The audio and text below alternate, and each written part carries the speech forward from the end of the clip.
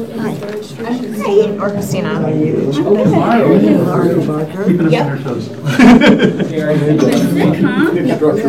I called them. I figured if I felt a little better today. No, I think you're just fine. You as soon as I get back. That would be wonderful. Better enough. I'll come in if I can.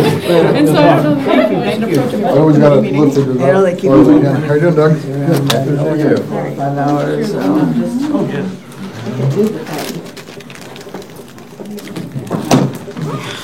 Okay, what all do we got?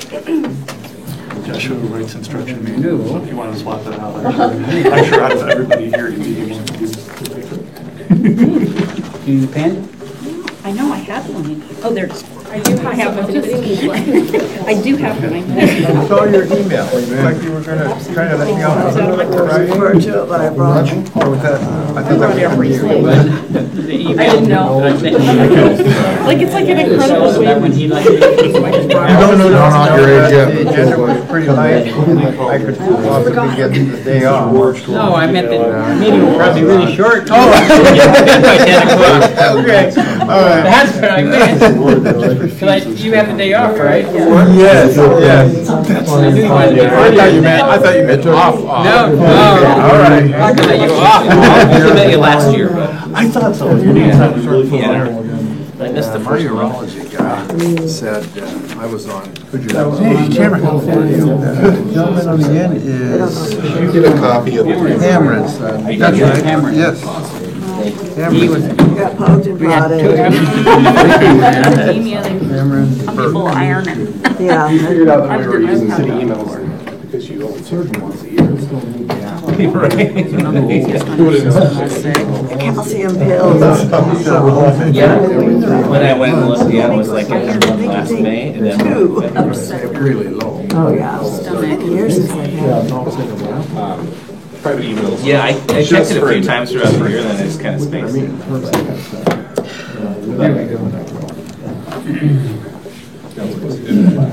You can watch the recording. We got it. Yeah, I marked them up. Some stuff, It's but- Chris Kyle. Tear myself away from the mirror. Yeah, thanks. Oh, it was going well too. Who do you cheer for? They're really good. I'm a Giants fan, but my brother-in-law, his kids are all Mariners fans. They lived in Seattle for a long time. I'm definitely not a Yankees Yankee fan, fan. so it's really, so I'm Big really, one. really rooting. Yes. And so is Robert Jackson. I didn't know about Robert Jackson. I grew up going to the I Braves believe I games. saw an email Oh, that yeah. your mom got hurt or something. Oh.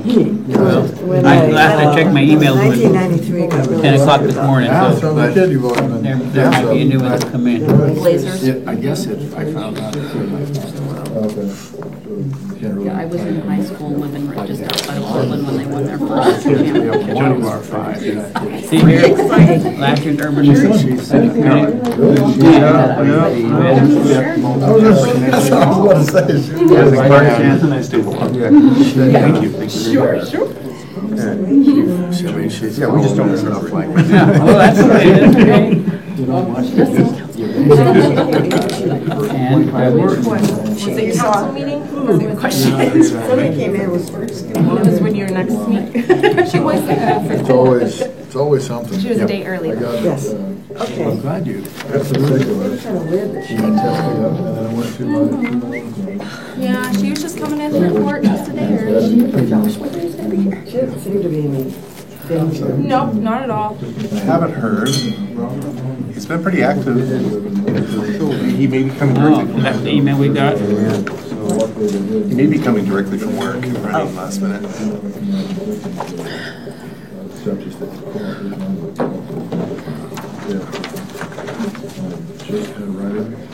I wasn't sure last time. You're here. Kind of keep going down and down. Still got to keep going, but I'm good. They never see it open. Oh, yeah. Which you want? Which you want? That's right. So, like, are you going to put anything else? He's started laughing, and he's like, I'm so big laughing. I'm like, oh, I don't know what else to do right now. It's too long. Yeah, he said it caught, caught you. Whoever is elected The gills make it stronger, right? chair. No, you just put it in the middle. Like you normally do, that'd be fine. Yep. I'm glad that everybody's getting through it. Yep. I can't believe This day and age, it's okay. Treated like they have the flu. They have so many options at their house. Feels kind of good. it does. Well, you know, they're going to put money in it.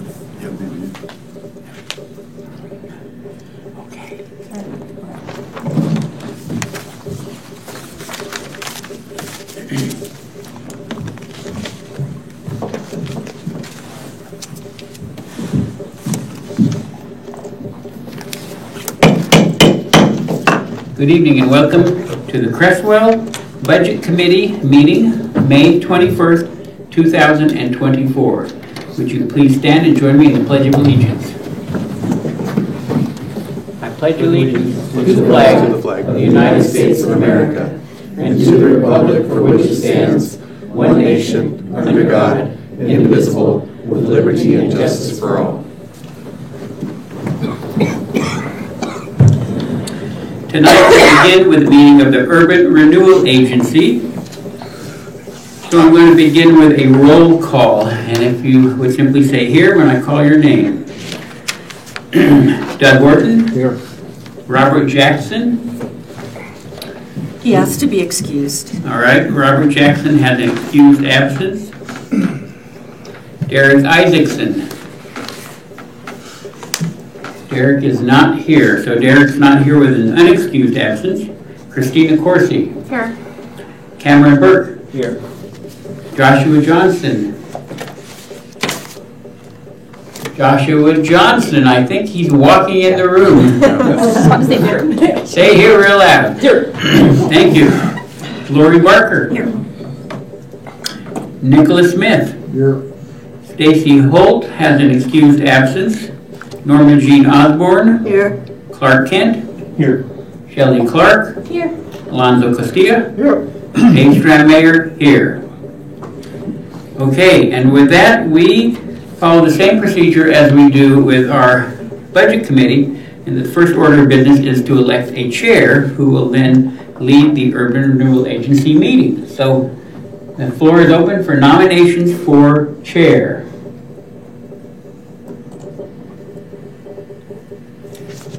Councillor Shelley Clark. I would like to nominate Councillor Osborne to serve as chair. Councillor Osborne is nominated to serve as chair. Do we have any additional nominations?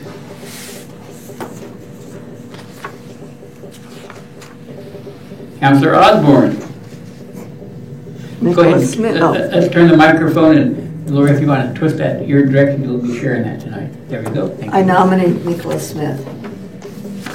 All right, we have a second nomination for Nicholas Smith. Any further nominations?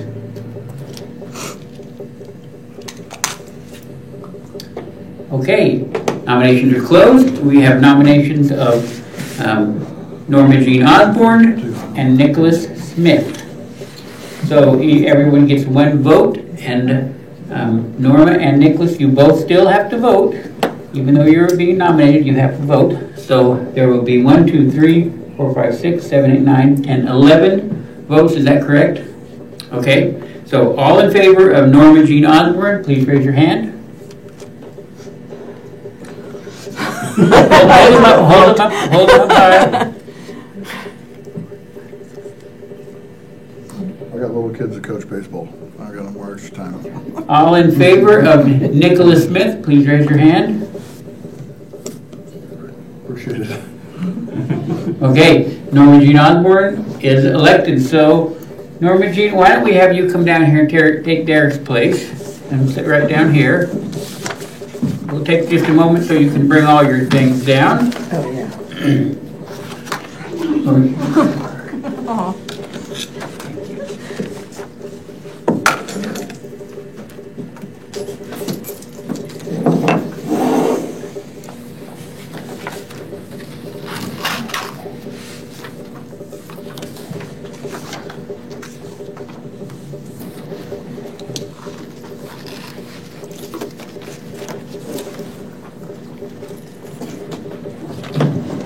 I tried to become invisible, it did not work. So now I pass the gavel to Norma Jean, who will chair this. And Norma Jean, the first order of business for you is to elect a vice chair.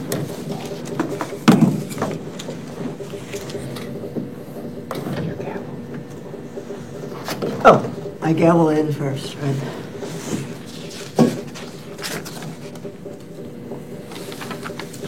Thank you for telling me what I'm doing. I don't know what I'm doing. I gavel in. I thought you gaveled us in. I do. You are now the chair. I open the meeting, the Urban Renewal Agency meeting at 6:05 p.m. on May 21st, 2024. And I have been elected as the chair, and our next order of business is to elect a vice chair. Do I have any nominations?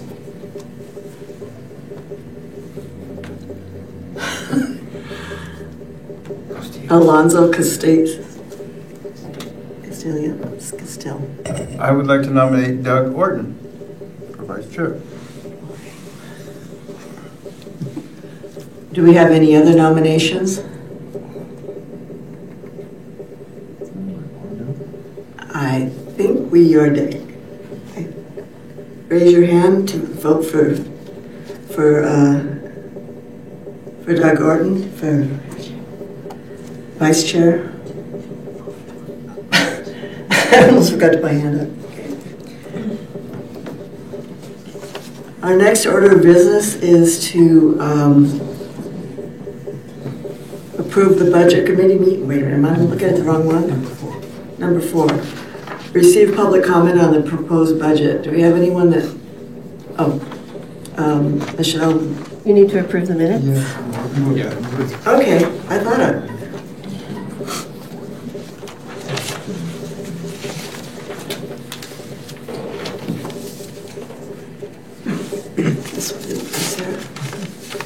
Okay, has everyone had a chance to look over the meetings? Does anyone have anything that needs to be changed? Or okay. Does somebody else have to propose that we vote on it? Now entertaining a motion to approve the minutes. Okay, I'm entertaining a motion to approve the minutes. Clark Kent? I would like to move to approve the Urban Renewal Agency Budget Committee minutes for May 23rd, 2023, as presented. Good. Do we have a second? Yes. Awesome.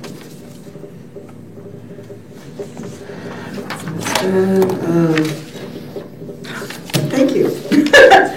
I'm so glad you're here. All in favors, raise your hand. All opposed? Wait. Can I say Yes. them all? Right.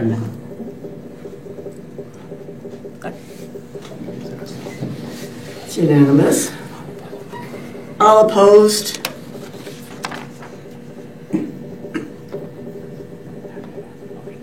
The motion passes unanimously.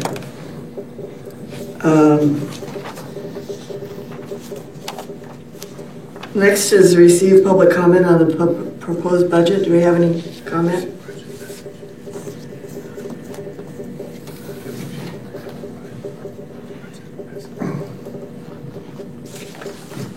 Okay, we don't do 4? Oh, yes. Yeah, receive public comment on the proposed budget. Do we have any public comment? I haven't received any. Okay. So the next is to receive the budget message, which I believe is your job. Jim Packard. Thank you, Chair Osborne, members of the committee. In your packet, you'll have a copy of the budget report. Go on it.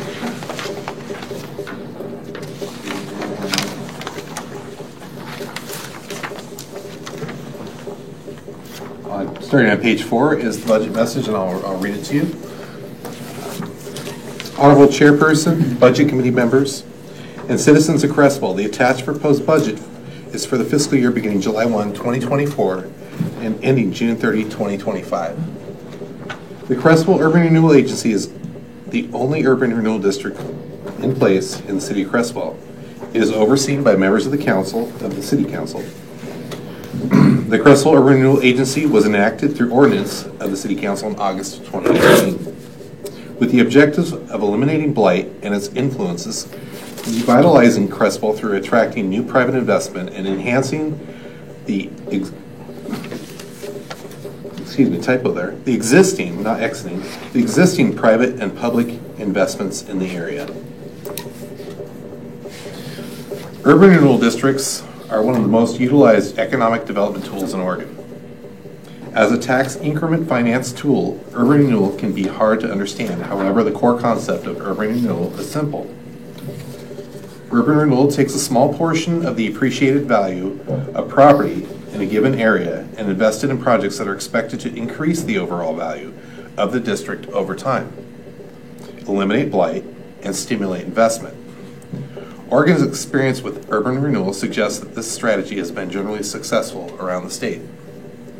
Strategic investment in key public infrastructure projects is a traditional role for urban renewal funds. The investment in these projects is meant to remove barriers for development or spur the economy so that blight is removed and private investment will follow. The proposed budget for FY 2024-2025 reflects the continued collection of tax increment. Debt service payments will be made in FY 2024-2025 to the City of Creswell's General Fund for the purchase of the right-of-way in fiscal year 2022-2023. The right-of-way purchase is part of a plan to construct a new roadway as a minor collector from I-5 southbound ramps terminus. The Creswell Urban Renewal Agency will continue to pay back the debt service over 10 years using property tax increment revenues. In the coming years, additional debt service will be taken out to build the infrastructure through the right-of-way leading into the industrial lands formerly known as Bog Knob. As this new roadway has been the primary focus of the Creswell Urban Renewal Agency, the agency members may still consider other strategic revitalization partnerships as they present themselves. We look forward to the review of the proposed budget and any questions that you may have. Sincerely, myself and Manager Amber.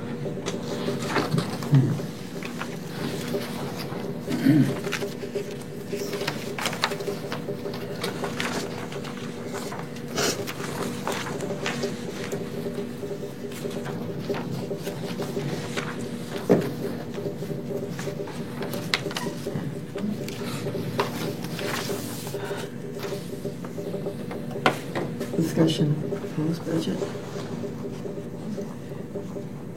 How do I say it?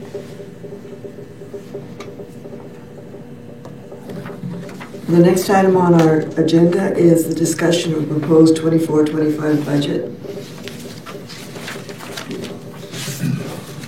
Thank you, Chair Osborne. The budget is one page on the very back, page number 8. But importantly, before you get there, is the map of the urban renewal area on page 5. And on page 6 through page 7 are the projects that are listed in our urban renewal plan. The monies that we collect for the tax increment monies that we collect can only be spent in the area on the projects that are in the plan, unless we amend the plan, which is another process that's pretty challenging. Basically, we have to get the approval of all the other taxing districts if we make any more changes. So, but this is what we have for now. This is the plan that we were given. Tax increment is increasing. On page 8, you'll see that we're projecting $142,273. That is pretty conservative. It is based on the property values that were in the tax assessors reports for 2024 compared to the pros and base, and then projecting out the dollar per thousand that we'll collect. It doesn't include any new investment that may occur during the fiscal year. We know that McDonald's has pulled a demo permit and they plan to build, and that should bring substantially more increment, but we can't say that for sure until they actually start doing the work. The only activity this year will be the interfund loan payments back to the general fund. So it's pretty straightforward. We do have some materials and service for publishing reports. Every year we have to do an annual report to the taxing districts that we collect increment, or that we get increment from. They forego that increment until the taxing district, or until the plan is finished, with the hopes that we bring a lot more property tax value to the area. So we have to do that report annually. We bring in a consultant to do it. We also may or may not have some auditing services in the fiscal year, depending on whether we do any amendments to the budget and do some significant spending during the year. So we left those in there. And other than that, we are just going to collect some interest on the money sitting in the bank. Michelle? Could the record reflect that Mr. Derek Isaacson has joined at this point in the meeting? Yes. Lastly, I wanted to share an infographic that was put in the budget showing how the increment is working for us so far. We have the green space. This is the frozen value that was assessed at the time of the plan. And then we have the blue area, and this is the increased property value through 2024's tax reports. So there has been some more activity over the Bald Knob site, and hopefully we see more increased property value. And all of that difference between the frozen value and the assessed value comes back to the Urban Renewal Fund in incremental tax.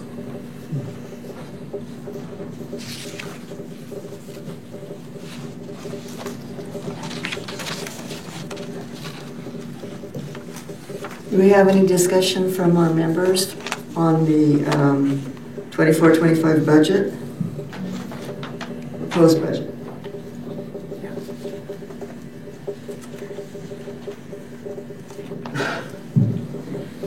Yes. Thank you, Chair.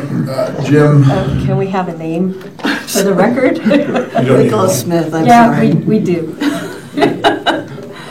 So with this investment that we're trying to get for the urban renewal. Did we get a name on the record?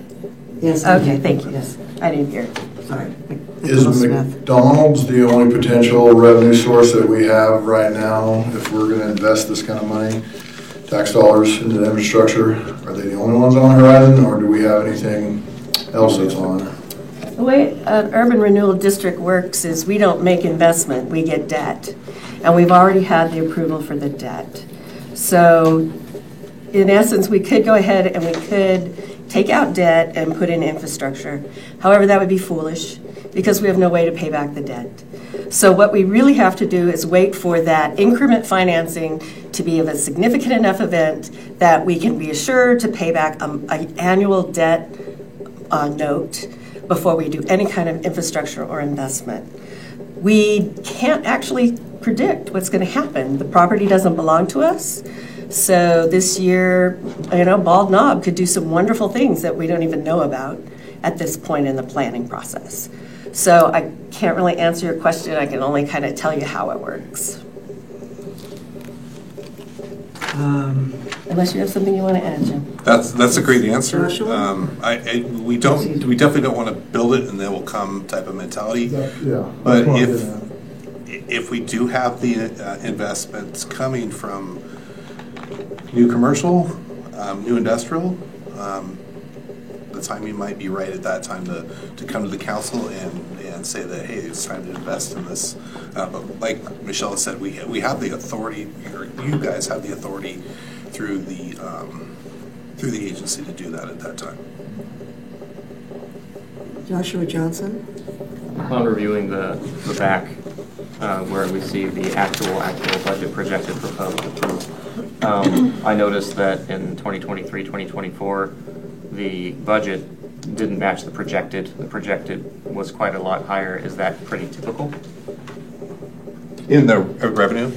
Yeah. Yeah, there was some development that happened that we weren't aware of. We're always kind of, we're looking at what we know from the assessor as of the prior year.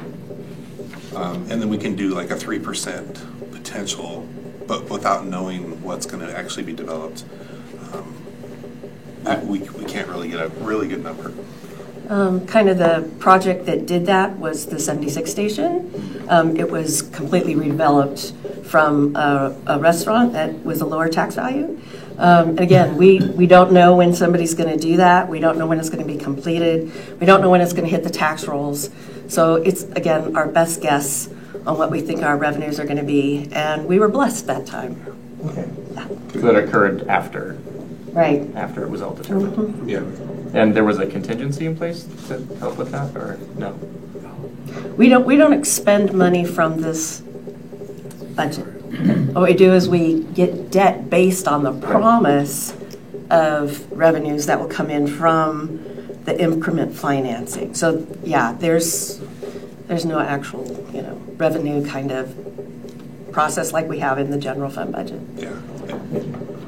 I might add, that's not unusual. These are 20-year projections that are done at the beginning.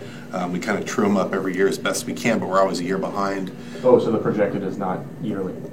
Well, when they do the plan and they say this is how much you can borrow, it's based on a 20-year projection. And if it's a really successful urban renewal, you can end it much sooner because the increment will come in much faster if all of a sudden there's lots of development. So 20-year projection, we could close it in 12 years. What was the last projections? That's probably not likely because of the moratorium. Yeah, so don't get their hopes up. Yeah, I'm not going to get your hopes up, but I'm just saying it's not unusual for you to collect more than projected with urban renewal agencies. The projection that is being used, approximately how old is that then?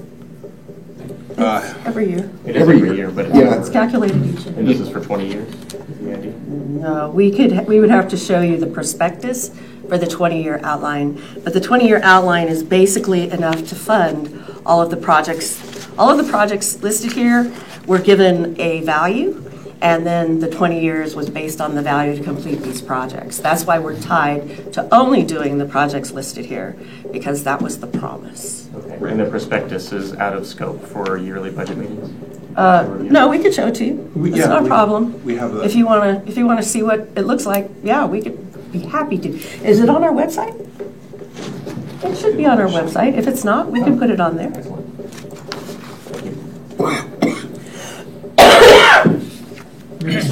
Kind of interesting hearing some of the conversation. The plan was approved by the council in 2018, and I know it was because I was mayor at the time, it was a process of a year or more of just creating it. We had been talking for many years, ever since Bald Knob had the big fire that shut them down, which was many years ago. I don't remember exactly the year.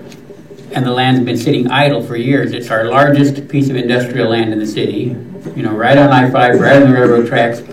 But getting access into it has been the huge hurdle.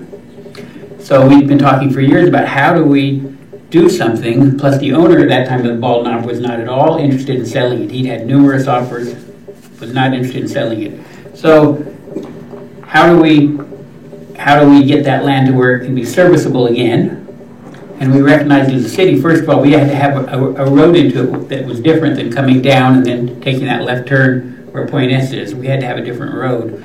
So all this conversation, which took place over a number of years, led to investigating creating an urban renewal agency to create some dollars based off this very complex process called tax increment financing, which most of us had no clue what it was, with the eventual goal, the long-term goal of getting access to that property, getting the owner to sell, getting someone in there who wanted to develop it into industrial land, and seeing it really grow and develop as industrial, which then, if that happens, then that pays huge dividends back to all the taxing districts, the library, the school district, fire department, that in the meantime, they're kind of frozen.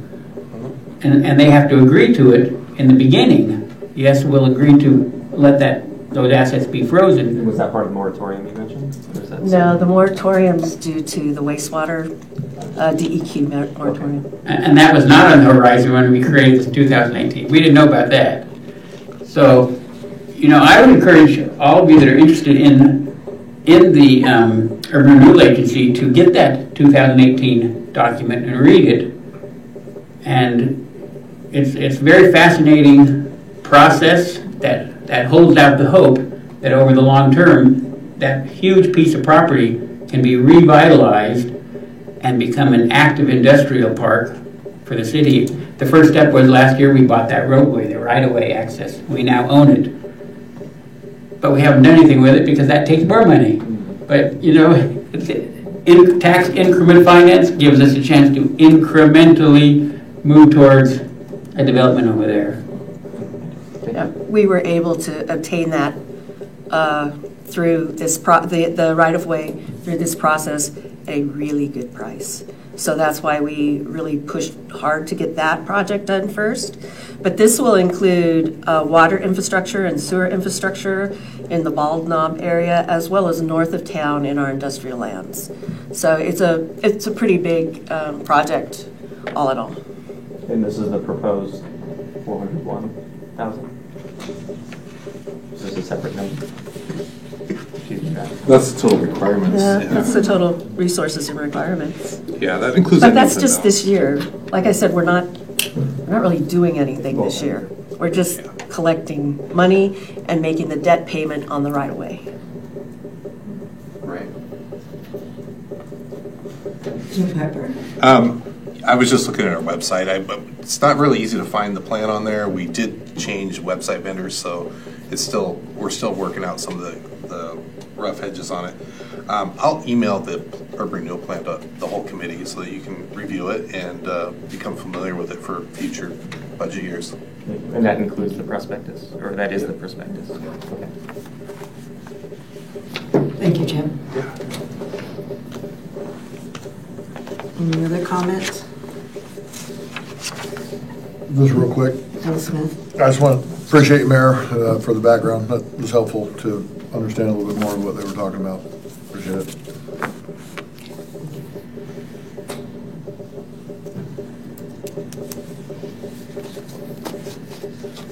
It's number 7. Motion to approve. I'll entertain a motion to approve the 24-25 budget. Does any? I move to approve the budget for the Creswell Urban Renewal Agency for 2024-2025 fiscal year as presented.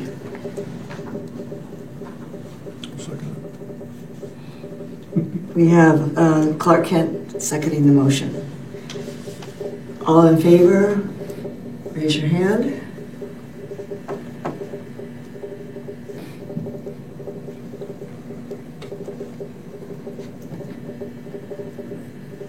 All opposed? Passes unanimously.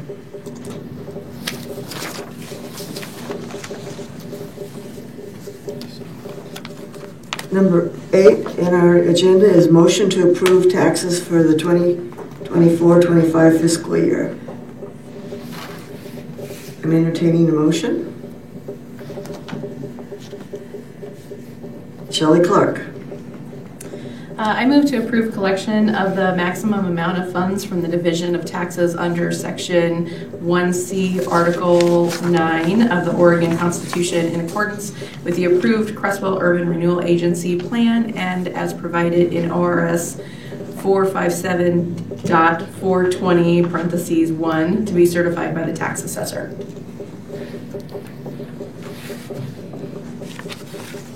Do we have a second? Lori Marker? I second the motion. Thank you. All in favor, raise your, we've already done that. All in favor, raise your hands.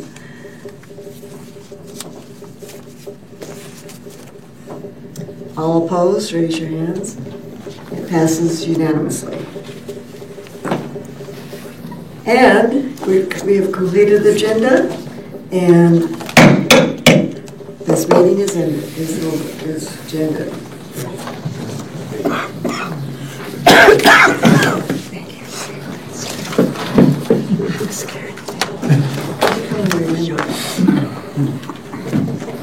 want the mayor to?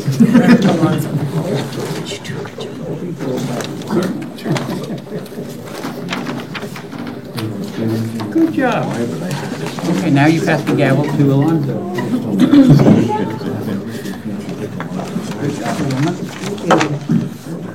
I think you got there just fine.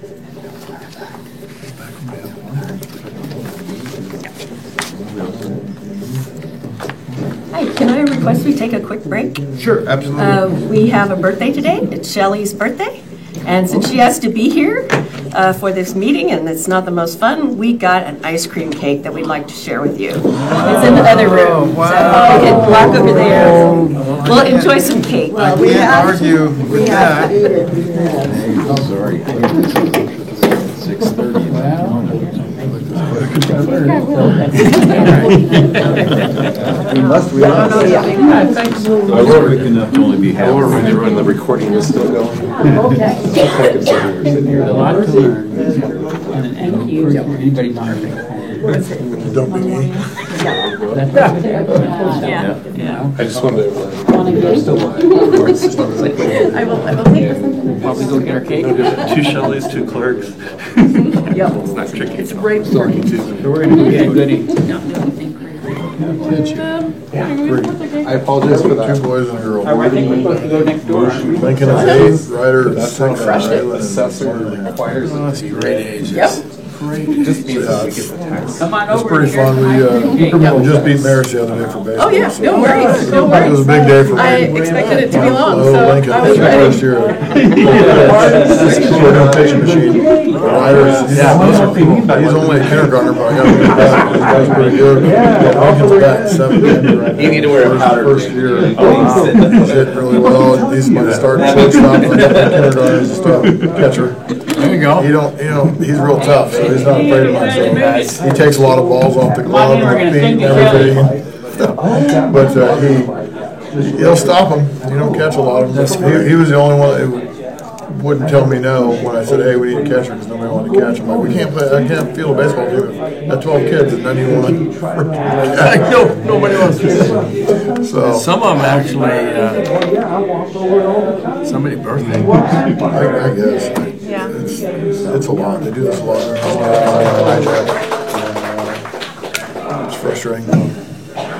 I lived in Eugene for the first. So I'm just wondering, did the council approve for an AP clerk to make $659,000? No, we did not. Yeah, No, I'll be voting. because I'm a bookkeeper and Yeah, quit. I'll definitely sell off Here's my business. resume right now. Sell off my I don't business. blame you. I would too. I'm here. There's a couple times. Half my house. Yeah, there's. I think it's in here somewhere. It was last year, like kind of listed how what everybody made. Like, hey, Oh yeah, there I'll sell is. my business right now. Yeah, If I get halfway to that page, I'll go ahead and yeah. let somebody else boss me around. I'm fine with that. No, my plan. It's a chore. I like to Drive to that. Oh yeah. I know there's some friction here. Good dude. Oh yeah, definitely. All the partners on that property are, exceptional. Yep. They know what they want. Might as well. Yeah. That's why I'm confused with some of the stuff. Might as well. We're still taking tax dollars. It's still our money being I taxed did take it to free, pay for infrastructure for the potential. There's no. It's just that boundary though. Yeah. Is what he was saying. Yeah, So so- anything in the blue is the one that's paying that tax rate. Oh, okay. Well, Yeah. okay. So it's I not didn't understand everybody. that. I assumed it was everybody. Because I wrote in here like Should I put it where? in this agenda I was thought the blue was with the infrastructure focus, not necessarily on that. no, so it was like 10 years using property tax increment revenue. So my question was property taxes in the area only, just this blue area, and Jim did say it's just this area. Okay, good. Based with the tax assessor on this. Okay. But no, they But, are. and there's not much residential there, so that's good. But again, Yeah, but here, like, commercially though, they're just gonna pass it along. I mean, that's what I do. yeah, I mean, they have some really big commercial tenants, but if South Second needs the chip seal, but it's in the urban, why isn't the urban not paying for that? Yeah. Why does it have to be in the general? Why is it gonna be in the general? Yeah. We were discussing that last night. I was kind of mad to know that this morning I watched the work session and you had a really great point about I can't call this here. Oh, I'm absolutely no. I can't do both. Yeah. And that's like, I took my kids to lunch on Saturday and that's all I did. Yeah. But like, How many kids? 10 and 9. We're close. But like, is this, where is this?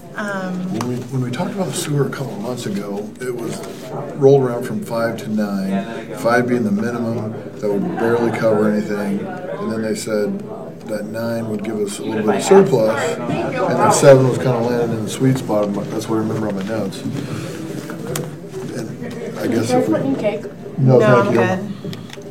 My whole thing is the wages for the operating. Like, I can totally understand the sewer director retiring, giving 6 months, that overlap, like, that's understanding. Any business would have that, where somebody is like, yeah, I'll stay on for 6 months to train and get certified, especially in that realm, not just anyone can do it. Yeah, you can't, no. But like, 37% of wages to the sewer, and you're asking for a 3% COLA and a 7%. Which they got I thought it was a 5% COLA last year, plus the merit increase. They got a 4% last year, I think. It was, probably got it down, but it was still like 5 or 6. Cottage Grove was 5. Okay, Like so 5.185 or something. But you can't get a merit increase and a COLA, in my opinion, because that's not what private does. And we had the conversation last night that, well, yeah, we're funded for 291 days. If we had to, that's really good. If we want to take the money and then we want to invest, I don't want you to have my money. I'll do the investing. It needs to be private. Everything in my eyes, less government, everywhere around the board that we can, the better. I'd rather be privatized. So if I have more of my money, then maybe I want to go open up a food bank. And then I can feel good about myself, and I can do that. I don't need, we don't need the government to tell us what to do. I'm a constitutionalist through and through, and I'm up here fighting a battle often. Well, like, people can't afford to live here. No, it's all new bridge. This is the South Eugene extended. Well, I live on that side of the town. I live by the dump, and all the time, like, I pay a lot more tax dollars. So I, to be confused here talking to it. No, I'm just saying, like, as a whole, the citizens cannot take this money. You cannot ask them. You cannot turn it from a water bill to a utility bill. No, because we do have pockets. We do have pockets where there is a little bit lesser income, and then we got a little bit more where it's fine, and then we have something like it's no big deal. But there are still pockets here in Crestwood because it was a small. I mean, there's 2,500 kids when I was growing up. And now we're like 58. 100% grocery increase in 4 years. And you're asking me for increments. I just can't do it. Well, that's where I'm at. Like, if the federal government can do what they want, I can't stand them as a whole, but just because there's money out there that you can just take it legally doesn't mean you should. And that's where, if we are a small town, we're negotiating this stuff. I don't understand why we're not more, let's take a little bit less, let's have less operating days, keep it to the people, and maybe they'll spend more at the bakery, they'll spend more at farm. Mine's like, obviously we go shop other places, but if I'm at home and I only need a small bag, I am definitely going to spend money at farmlands. I want to help. And the bakery, yeah, we'll hit it up on the weekends and help out for sure. I'm a small business, that's all we want to do, but I'm not going to, yeah, I can't afford to shop there every day, but I'm not mad at her for the prices. It's a small town. I mean, she's doing the best to get from all the farms we have here. Mapleton. Okay, so yeah, so this is exactly what you grew up with, except worse probably. Well, there was 13 in my graduating class. Yeah, I think we had 63, so yeah, you. A whole, in the whole high school, 120, I think. Yeah. When so, yeah, no, I just. Well, that's what I can't do urban. I can't devote any more time. The council's enough. I volunteer to coach football and baseball in this town. I run a small business. I got enough employees. There's no way. There's no more. I know. Doing the public safety thing is, I'm on that committee too, and this one, that's enough. I haven't had a day off of work, after work, in 17 days. In the weekend, weekends we have baseball. Yeah. And baseball, we have doubleheader some days, and that's an 8-hour day right there just to get a couple of games in. So, yeah, no, appreciate the offer, but I can't give any more. Oh, no, the urban is over. Okay. But it's only once a year, right? Yeah. No. Yeah, that's why I was like, it's gonna be quick. It's Okay. like a formality. That's all I remember, but I don't, because last year we did it before this one as well, but last year was my first year after I got voted in for council. Yeah, this is my 4th year on the budget committee. Okay. Well, I'm glad you got the background, so we're getting people in here with Well, like, good background. well, just like accounting, right? So like, here's a proposed budget for last year for equipment maintenance that it came in a third less than proposed, and then you're proposing it again when you know you have a new backhoe coming. Like, it just doesn't. That's kind of like the office scenario when Michael doesn't understand the surplus and you gotta spend it, or mommy and daddy's gonna take and eliminate something. That's exactly what's happening. I mean, I almost want to make the point of like, or you give a kicker. Why can't this? I brought that up last night. I know. Well, like, when I heard. $291 to be exact. Well, this year, Yeah, but but yeah. last year. And then when 4 years ago it was 386 or something. And I'm like, Yeah, that's why I was like, why don't we have a kicker? Well, we can't do that.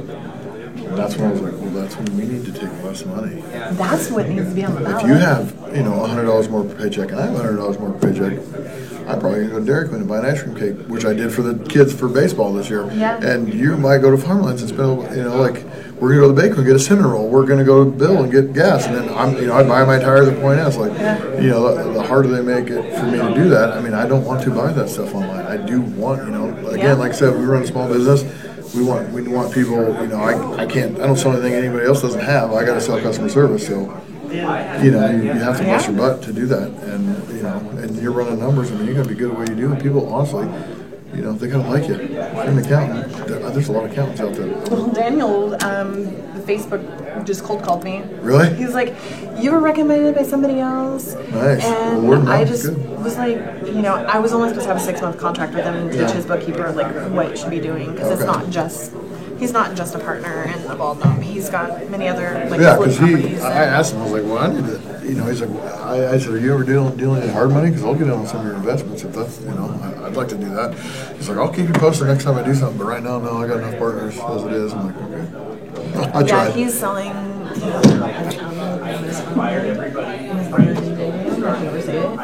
So they served him a $500 fine, and he's got to sell it. He's like, I'm gonna throw some offices in that, and he has so much time, so he's getting ready to list it on Halloween. Okay. Get creative. Yeah. You have to sometimes. I mean, again, it's government. They don't know. I know.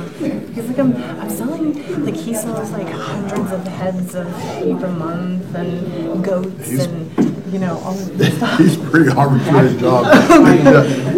Sometimes I'm like, what is this I money? remember yeah, I think you helped me one night, our window got bad. And I was like, yep, that was me. Yeah. Finance class. Me, yeah. Take all of my You Clean face test. We're ready to go, man. As soon as you're ready and everybody's back here. I can recommend like a tax We person for you. use Isler. I think they were taking the ice cream down to the deep freeze. Never talked to them. Cliff now. My wife is a certified CPA. She does all of it. She sends it all to me. She does all of it. Like everything. I'm like, she's like, legally we have to.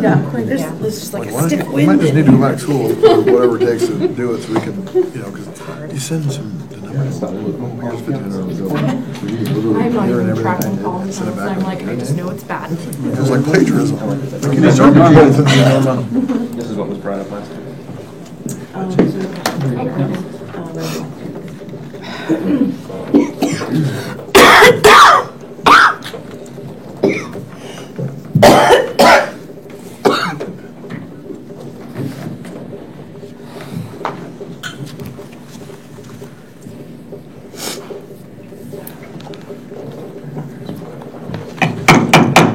Okay, thank you everyone for coming. We will now commence the Crestwell Budget Committee for May 21, 2024, the second meeting. And we'll start with the roll call. So I'll call your name and you just say here. Dave Stramp. Here. Alonzo Costillas here. Shelley Clark. Here. Clark Kent. Here. Norma Jean Osborne. Here. Stacy Hope. She has an excused absent. Nicholas Smith. Here. Doug Orton. Here. Robert Jackson is also excused. Derek Isaacson. Here. Christina Corsi. Here. Cameron Burke. Here. Joshua Johnson. Here. And Lori Barker. Here. All righty. With that, we'll proceed to the first line on our agenda and second line.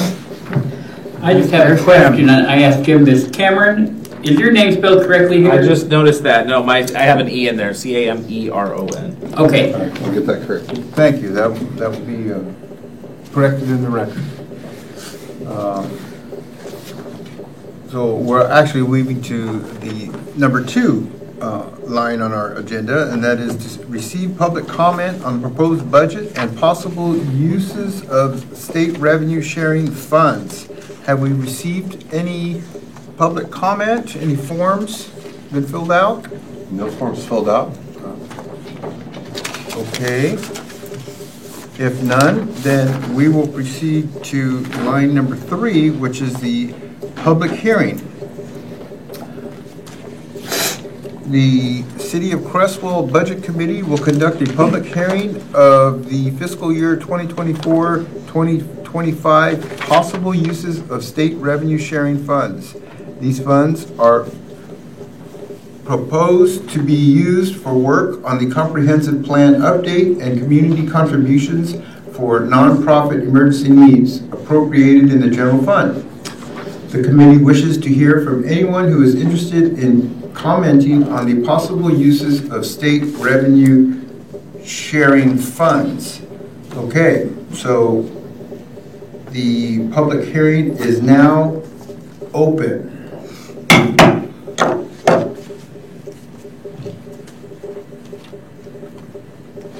If we do not receive any forms or anyone does not wish to speak, we'll keep it open for 1 minute.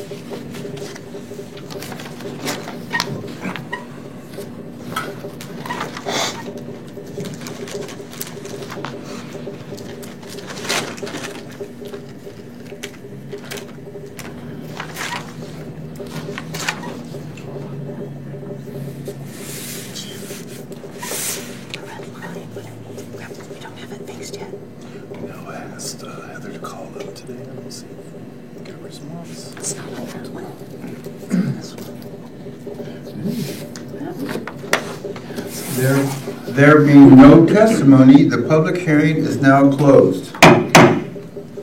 Okay, so with that, we'll move on down to line number 4, which is discussion of proposed 2024-2025 budget. The floor is now open for any discussion, questions for staff.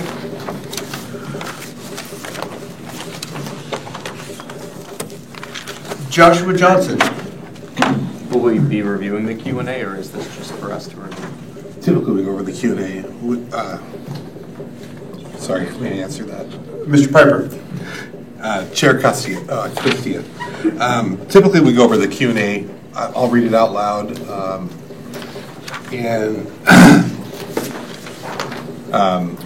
Before I get into that, I just want to add that committee member Joshua Johnson came by and visited City Hall. He met with Michelle and I, and we went over the employee benefits question that Councilor Smith had and showed him the comparisons of our HSA and the insurance copay plan that we have now, and there was a cost savings in staying with the copay plan that we currently have for the city. We also looked at some projects and Got some very good feedback That's some good on feedback. cameras and other vendors we might want to look at that, see if they're comparable to the ones we've already received and compare the prices. It was very useful. And then Committee Member Johnson, he went to the Public Works with Cliff to visit the Public Works facilities and met with Shelley out at the airport. So. Thank you. Yeah, appreciate it. Appreciate it. I appreciate the Q&A that was received over the last couple weeks, and I got some great questions.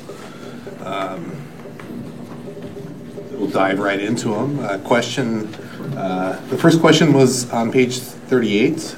Second bullet point states that revenues are related to a combination of increases of $367,027 for charges for services.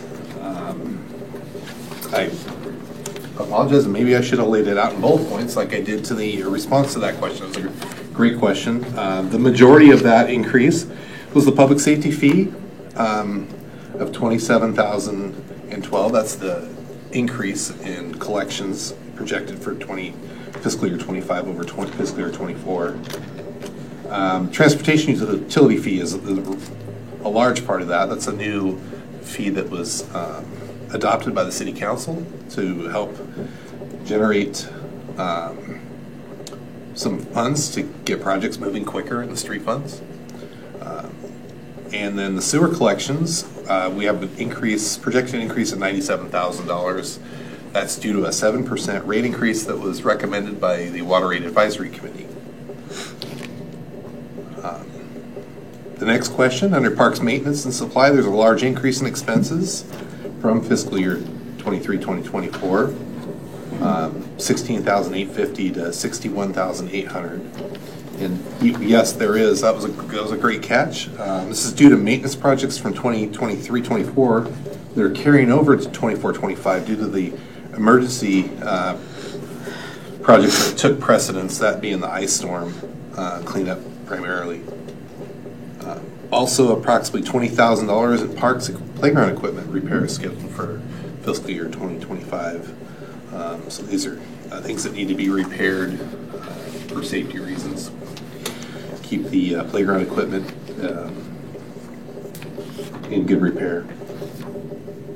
Page 48, next question, page 48, under major goals for 24-25, the fourth bullet point refers to review application for 30 to 40 housing projects on North Mill Street.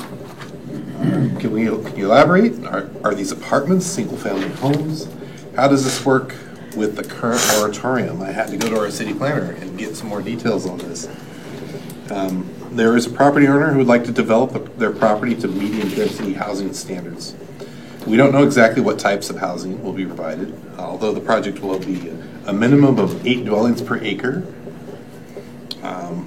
Boulder Butte has a little over 4 dwellings per acre to give you a comparison. So it would be smaller developed homes, or possibly duplexes, fourplexes. We don't know for sure. But the planning department's goal is to have the land use approval for a phased project starting with roughly 30 to 40 units.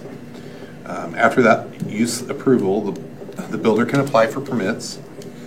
The city is allotting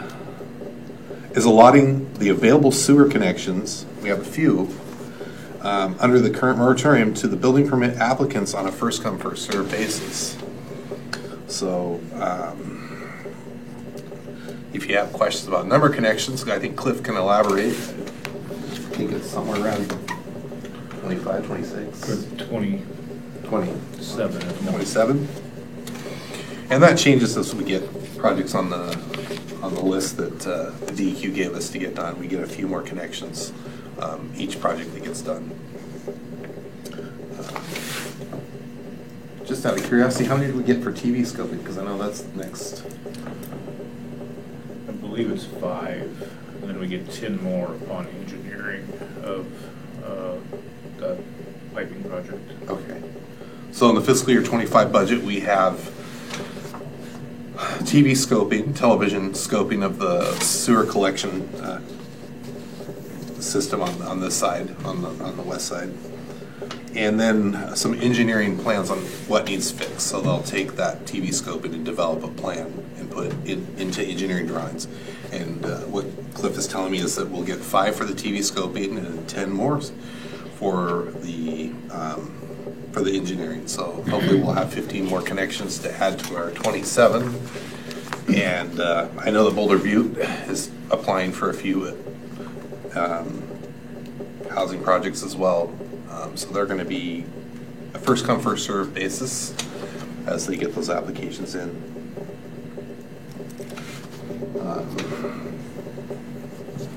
So hopefully that answers that question. Page 51, under performance measures, there's a bullet point that refers to 286 decorative streetlights operated and maintained. Is this accurate? And I confirmed with Cliff, yes, this is accurate. So it's a lot of lights. And I really, the first year we put in the divider pages with a list of what is provided. I'm still in awe of the miles of pipe and miles of streets, and now the number of decorative lights has come to my attention, and that's impressive. On page 51, under major goals for 24-25, there's a bullet point that says identify funding streams for future projects within our transportation system plan. Are we looking to funding another stream in addition to the TUF that was created? I'll go off script here and say we aren't necessarily looking for another TUF. We're not looking for more fees. But we are gathering information needed to prepare a local improvement district for 2nd Street. That's a buy-in by the city council, and the residents of 2nd Street will have to pay in proportion to the frontage of that project. They pay by the linear foot the cost of curb gutter sidewalks. And it adds substantial value to their property, so it's kind of a give and take there. It's a win-win. We're also looking for grants. We have a grant writer on staff who is gaining some momentum. Again, I'll go off script here and talk about that for a minute. We just got word that the bathroom grant is getting a little bit further in the process. They're asking more questions. When you apply for a grant and they ask more questions, that means they're interested. So we're very hopeful that we get that bathroom grant. We've been asked to come and give a 15-minute presentation on the grant to the committee. So that's a very good step. Yeah. So yeah, we're going to be looking for funding streams continuously for the transportation system plan. We can't just fund it on gas tax alone, and so we're going to be looking for other funding streams continuously. Several references are made to Robin Hughes Park. I apologize if I misspelled the Robin Hughes Park. I grabbed it from a city council meeting packet, and I'm going to follow up and make sure that we get it spelled right before we issue the final budget report that will go out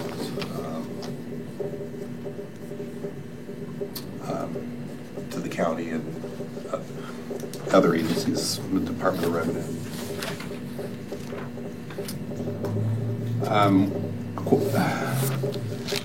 About halfway down, question about page 99. What is our projected payoff of the Business Oregon full faith credit loan? Estimated principal balance in 624 of 1.6 million. The projected payoff for that is 2035. That is the last loan on the water treatment plant. We are getting ready to, or may have already paid it off.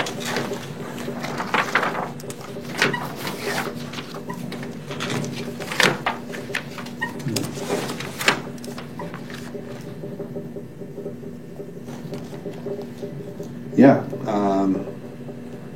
if you look at page 64 in the budget, proposed 24-25, we paid off one of those loans already. So we're down to just one note left on the water plant, and 2035 is the projected payoff for that one.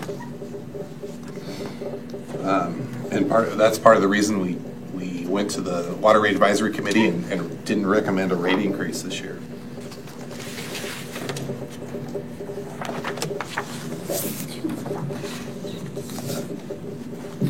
Committee Member Johnson? May I call on him? Chair. Committee Member Johnson, yes, please. Will this, assuming that is paid off in full, at that time, will that affect the water bill for customers? You want Not at that time, but it will be taken into consideration. Our charter says that we can only charge the actual cost of providing water. So that includes debt. And so if it hasn't been eaten up by inflation in the ongoing years, we may be able to reduce the water rate. But again, it goes before a committee of 3 councilors and 3 citizens. They review all of the relevant financial information and they make a recommendation. That recommendation is then used to put the budget together. Yeah, no, that's a great explanation. So yeah, I mean, I'd love to say yes, but you've got like inflation and projects coming at you every year. Another caveat I wanted to add was that typically these loans are set for the expected lifespan of the asset. So we could, in 2035, the city council at that time could be looking at financing another water treatment plant. Hopefully, knock on wood. Or no, probably not a water treatment plant, but upgrades that are required by federal regulations. You can anticipate that will happen. The DEQ may change their requirements. The Drinking Water Act may change, and we may have to remove even more things from the water. We don't really know what'll happen in 2035. Okay. So based on existing rates that customers are paying for it, projects constantly cycle in and out, so that the rate just continues increasing the way that it needs to. Is that right? It will increase according to the actual cost of producing water. So if that should drop, then the water rate could drop. Or if more likely what would happen is it would remain zero increase, because you can always put it in reserves for later projects. So, and that's kind of a wise thing to do, is save for the rainy day. If it's not a large amount, we don't want large amounts sitting around. We want them doing a project. We want them providing services to the public. Okay, so it can go to reinvestment of a future. Okay, thank you. I appreciate it. Yeah, excellent question. And a great question on the payoff on that note.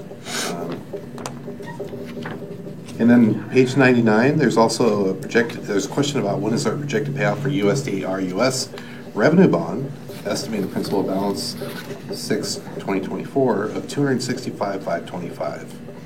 And that projected payoff is June 1st, 2027, which will be just in time to tackle the new wastewater treatment facility. We're hoping to hear back from our engineers on that project and see what their potential projects would be. In the capital improvement plan, we put in the obvious choice. The obvious choice is like a new mechanical plant, and it's at about $64 million, which was quite a shock to us. We are asking them to go back and give us some other options. They do have some other options that may be less expensive, but they're going to require us to do some work. Michelle, you might want to speak to that. Yeah, they gave us preliminary numbers, but they're going to go back and do some refinement. Additionally, Curtis has been very instrumental in being kind of looking out over the horizon and how can we do this a little differently. So he's approached other folks to see if there's a different solution. And it's my understanding that we'll have a presentation to the City Council in June on those numbers.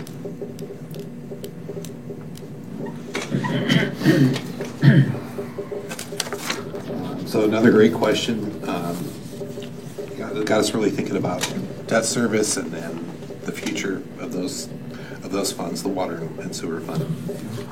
Page 102, I think there's an error in salary. Yes, there is. Carolyn would love that. The payroll clerk was going to make just over $500,000 according to that. Part-time. Yeah. Yeah, that was a Scrivener's error. We're going to correct that in the final budget. It should be 65,059. Page, that was a great question and got me chuckling. I'm sorry, I apologize for the error though. Page 105 and 106, there's a phrase repeated several times, contingency reserve requirement. Page 105, general fund, line 7. Page 106, state street fund, line 3. Airport fund, line 3. Can you explain what this means? And this is a great question. The city has established a reserve policy. It's kind of like, don't spend all your money because you never know what's going to come. And that's a very conservative fiscal policy to have. As we heard last night during the audit presentation, that we have, what was it, about 200 days? Over 250, yeah. Yeah. 291. 290 was almost 300. In reserves of cash. So if we receive nothing for some reason, people, not even people, organizations are somehow can't pay us, then we still have enough cash reserves to fight on until we'll be solvent. We'll be solvent, yeah. But contingency is a requirement by our fiscal policy. So general operating contingency is something that we never spend, but it sits on our budget. The reason for that is ending fund balance can never be spent. You can't even call the budget committee together and hold a meeting and spend ending fund balance. There has been some municipalities that got in trouble because they tried to do it, because they had a great big project coming up and they needed it. But you would be breaking budget law. So we keep some money in contingency reserve. Contingency reserve can be moved up into the other categories like materials and services, personal services, when things come up that we weren't planning on, like an ice storm, for example. So a contingency reserve it's a good idea to keep 15%, and the reason for that number is you can change materials and services and personal services by 10% by resolution of the city council. So the idea there is, at least one time you can change one line item for a full 10%, maybe another one for 5% later. But 15% is typical of cities' fiscal policies to keep a reserve that'll be there for a rainy day or an emergency rather. The reason we bring up general contingency is that it's likely it won't be spent. So when we look at ending fund balances, that is, and we look at change in beginning to ending fund balance, we often see a big decline that's related to the amount that's carved out for contingency. If contingency isn't spent in the fiscal year, it ends up closing, and it goes right back to beginning fund balance the next year. So when we're looking at those changes, we want to call those out because that's really not the impact. The impact might be some other items, less that contingency reserve. In the general fund, for example, there is some capital outlay that's going to be a one-time expenditure. But we wanted to make sure that the council understood the contingency reserve concept.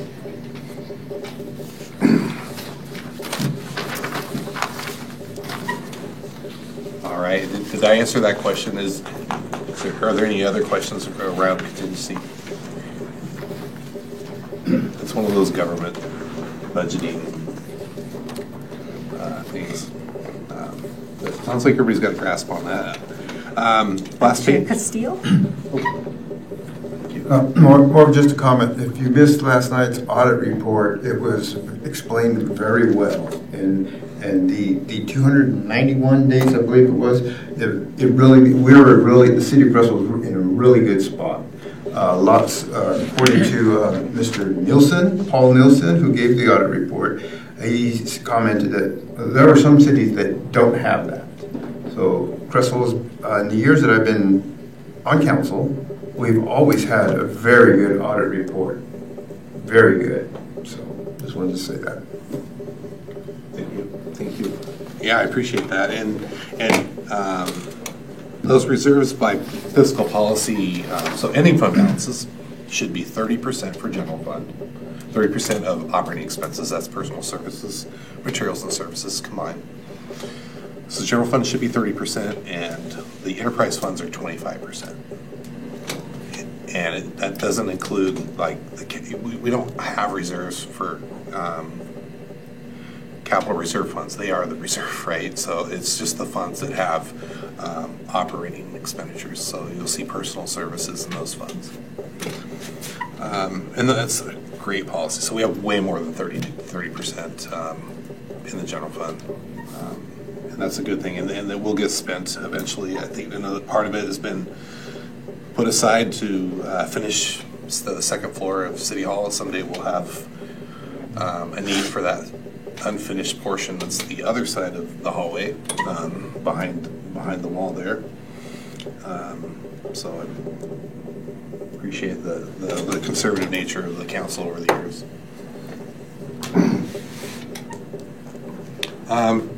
From the CIP, page 2628, the proposed solution to the wastewater treatment facility is estimated 64.5. Do we have any estimates as to the increase in residential / business sewer rates that will be needed to cover this cost? And to me, this was the real gut wrencher, because we've been trying to save for a plant that would be similar to the costs that were in the previous wastewater facilities plan, but the plan that came back to us in the numbers from our engineers came in much higher. So as presented, the CIP would have to secure grant fundings of at least up to $40 million. Michelle and I talked about this. There's no way we could do this project without seeking out grant funding. And I think there's some grant possibilities out there, but it's iffy. I don't think there's $40 million in grants for a community that is as affluent as Crestwell is. Typically, you would get it from the USDA, and that's for low-income communities. However, what we would be eligible for, I think, is a significant loan from the state at a very low interest rate, which is a good deal. I mean, the interest rates are like 2.5%, 3%, so it's much better than what we can get on the market. However, the state is cautioning us. There's a lot of cities. Well, there's several small cities in the same problem that we have, and the state only has a certain amount of money. So, worst case scenario is the state runs out of money and we have to go to conventional loan for the remainder to fill the gap. So that's kind of the bad news if that should happen. But we're hoping for good news. And we're hoping for really good news, because there is an option that's about half this price that would really give Crestwell a boost up, I think, in the long run. And would be much better for our community, and it's a regional solution. So that would be our druthers again, but a regional solution means people have to play nice with us and we have to play nice with others. And so those relationships are still being developed. Yeah, excellent. Yes, and we also learned, you touched point on the, Manager Amber touched point on the affluent community and how that affects our ability to borrow from the Clean Water State Revolving Fund. We did have a meeting though and found out that if we can implement some green solutions, that puts us back in the running for some of those grants. So, and that's been the work that Curtis has been doing. And that's the work that our planner, Curtis Thomas, has been doing. So I was grateful to hear that, but This solution's still gonna cost us quite a bit. It's going to be very expensive. Nick Smith. Is that option that you were talking about, is that potentially connected with Eugene Springfield? Yeah, the Metropolitan Wastewater District. That's a significant decrease, correct? Yeah, it takes it down to about 31 million, That's in half. which is still a lot. But to us, it doesn't sound like much because we're at, 68, or we even had one at 71.8 million or something. But if we play nice, potentially, we can cut 31 million. If they 2 are, million off. if they're willing to do the work, and it's considerable work on their part to include us, they actually have to increase their district. They have to get approval from Eugene, the city of Eugene, the city of Springfield, and they have to do annexations. But we're not the only one out there asking for this. It's the county is one of our partners who's asking for that line to be brought south because they would like to hook it up to the landfill and also to LCC, which LCC has its own system right now, and it wants to get out of the wastewater business. They have 3 customers that they could add, so that's a little bit of leverage. And the only thing is the track record is not good because Coburg tried to join a few years ago and they turned them down, and Coburg has a very expensive sewer system now. So it's not a done deal, but we are working with partners to try and do what we can. And I think the DEQ supports us. Was the ETA on getting some sort of decision or a next step of encouragement or just discouragement? It's going to be a long process. Like I said, Pat Farr has spoke out in support of us. That's significant. Eugene, we don't know if what Eugene thinks. Springfield has been a really nice player with us lately. They've done some very nice, kind things for us. So I'm hopeful there. Again, it comes down to their board. It comes down to the vote. And Pat Farr is carrying some of that for us. I mean, add on to that, as Michelle said, the DEQ is really on board with this one. They see it as probably the most viable long-term solution. And they even foreshadowed, they couldn't give us a determination, but they said we might even be able to extend the time on the MOA if this is going to be a viable solution. Yeah. It's not only cheaper, but in the long run, we don't have to have the permit, which is huge. That would be great for us, yeah. Be the best viability. Joshua Johnson. When is that MOA? Oh, sorry. Now we throw a lot of 3-letter words around, right? It's a memorandum. Mutual agreement. Mutual. Oh, sorry, I'm familiar with what that is. When is it? When is it? That is the list of things we have to do to get the connections and meet the requirements of, it's a long story, of the DEQ. Right. We actually, I don't know if you probably got the primer from Cliff, that we discharge into a very small unnamed tributary. Yes. That's a problem. As we grow, we'll never make less waste. And right now we're over polluting that source. So DEQ gives us things that they will say, if you do this, we'll look the other, we'll allow that and things like that. So that's what the MAO is. So is there no timeline, some sort of date by which we have to move things over? The MAO is a 7-year time period. But again, the Metropolitan Wastewater District it doesn't matter to them at all. And when does that clock start ticking? Now, Cliff has started, we did smoke testing last year, and this year we're doing the camera work. So did it start ticking last year? Yeah. Okay, so we have 6 years left in order to... Again, the last thing we have to do is improve the wastewater treatment plant. So whenever that happens, whether it's through connection with the Metropolitan Wastewater District or putting a mechanical system in or putting in more lagoons. Those are kind of our 3 options right now. Do we have an approximate time frame on how long it takes for us to enact the most expensive one? It would be, we have a time frame of 7 years, but again, it's,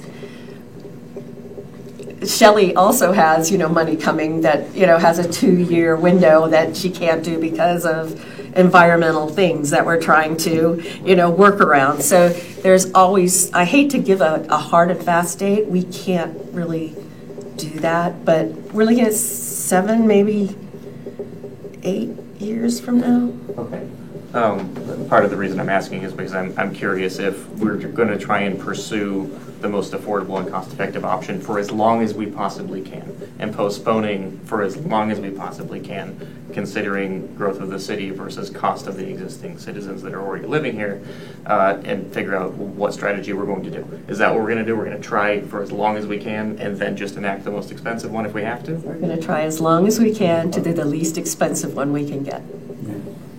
And, the quickest that allows us to get out of that moratorium and start building these apartment complexes and small cottage clusters and things like that.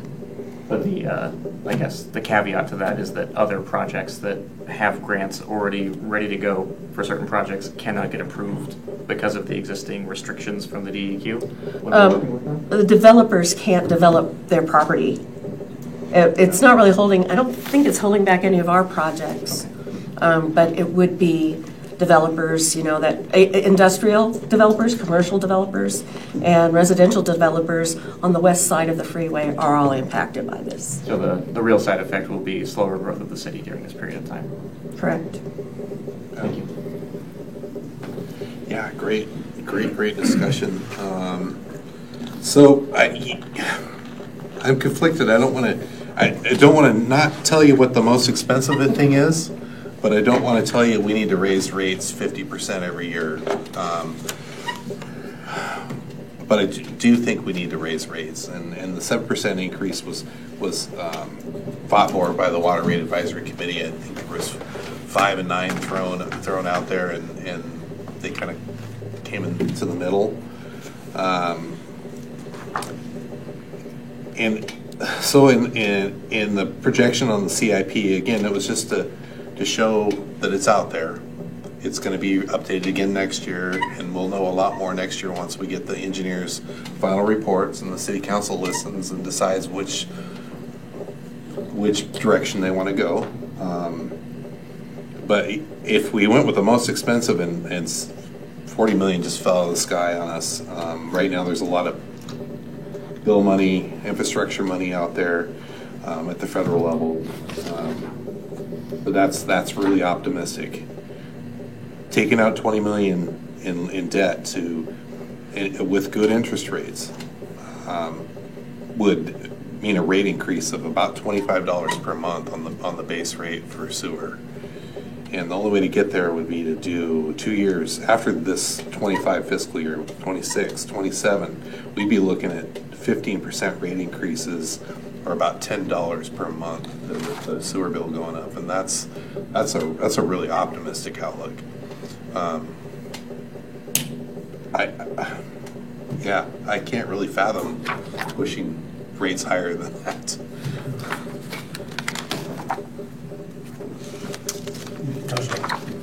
So this, the quote that was given for this, that high number, that was incorporating, taking into account the reuse of existing facilities, what can be reused from it. So otherwise this could have been much more expensive if we were just starting from scratch. This is basically, this number is for addressing the temperature of the effluent, the amount of ammonia that we're putting out, and the oxygen. The BOD and TSS. That's all this new equipment will do. And it's a big price tag. Yeah. But we can't get around it. There were some surprises in it, and they're legitimate. The DEQ is going to require us, for example, while we're doing this, to scrape out the lagoons and reline them, which was about $12 million of the project cost. That's something we did not have in mind when we looked at our old facilities wastewater plant. So that really bumped that number up. So while, and regardless if whatever project we pick or if we do nothing, they're still going to require that we scrape the fields. So there's no way out of that. They also discovered that the pump, the pump that puts the effluent into the plant to be processed is not big enough, and that's going to be, I can't remember, somewhere around 10 million.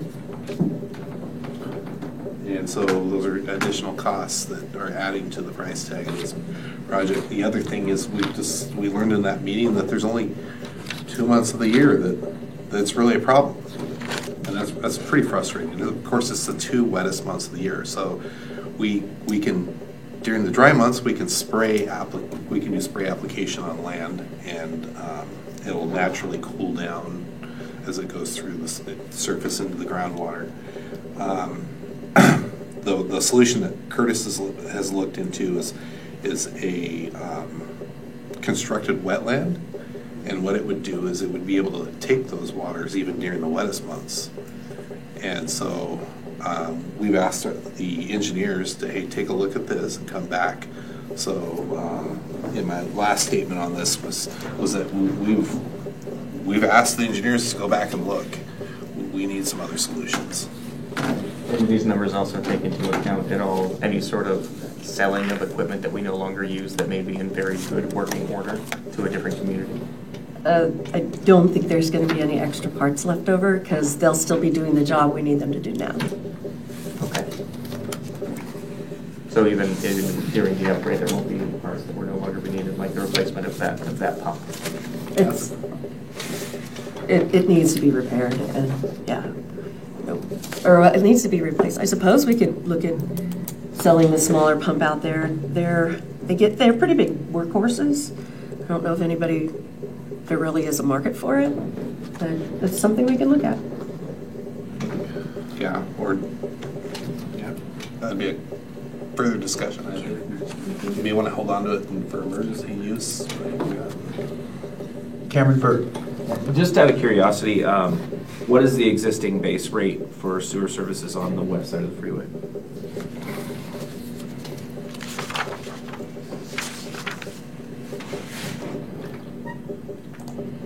That is a great question. I don't have it in front of me. Actually, our former utility clerk is now our city recorder. I bet she knows that off the top of her head. Do you remember? After the last increase, I have to double check it, but I can look that really quick. I know it's like 47. I was gonna say it's right around $50. I can't remember the exact amount, but yeah. So that's a fairly significant amount already. Yeah, we're looking at going from 50 to 75, which in initial meetings with DEQ, when I first started looking at the potential of funding this through some of their Clean Water State Revolving Funds, rather, they were projecting that an affordable rate for Crosswell was about $75. And do you know how that compares to other municipalities?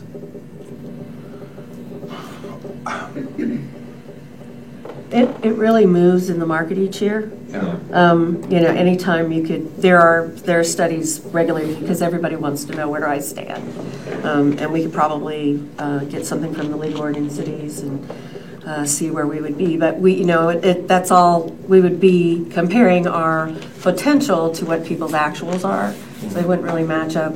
I know that Cottage Grove, for example, is in kind of the same boat, only their problem is water. They have to do some upgrades to the water, and I think their water bill's going up 7% this year.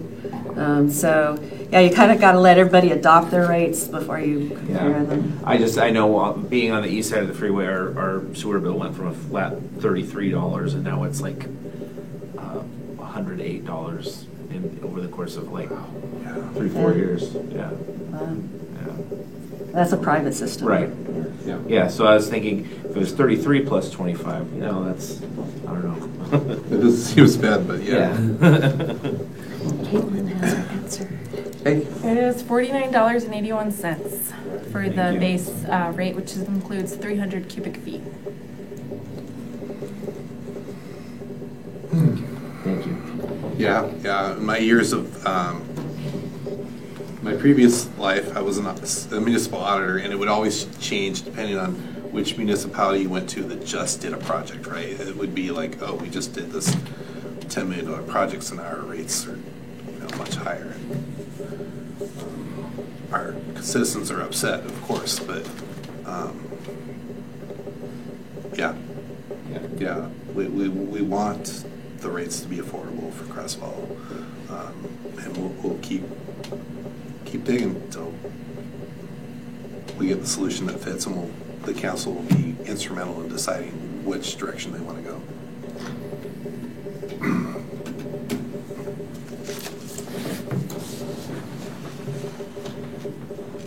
I think we have a couple more questions you're going to go through. I think there's just one more question. Construction of new hangars, and that was the other environmental hurdle that Manager Emberg had alluded to, had brought up. The CIP on page 3235, the construction of new hangars at the airport is shown as 23-24 project on 35. I think I've got some dates to update there. It's going to be pushed out again. 753, 200 proposed for 25-26 on page 33 of that CIP plan. Utilities for new hangars is budgeted at 24-25 for $150,000 and scheduled for 22-23. And I think the dates just need to be updated in the narrative. So what is our current timeline? That was a great question. We keep getting told that we can't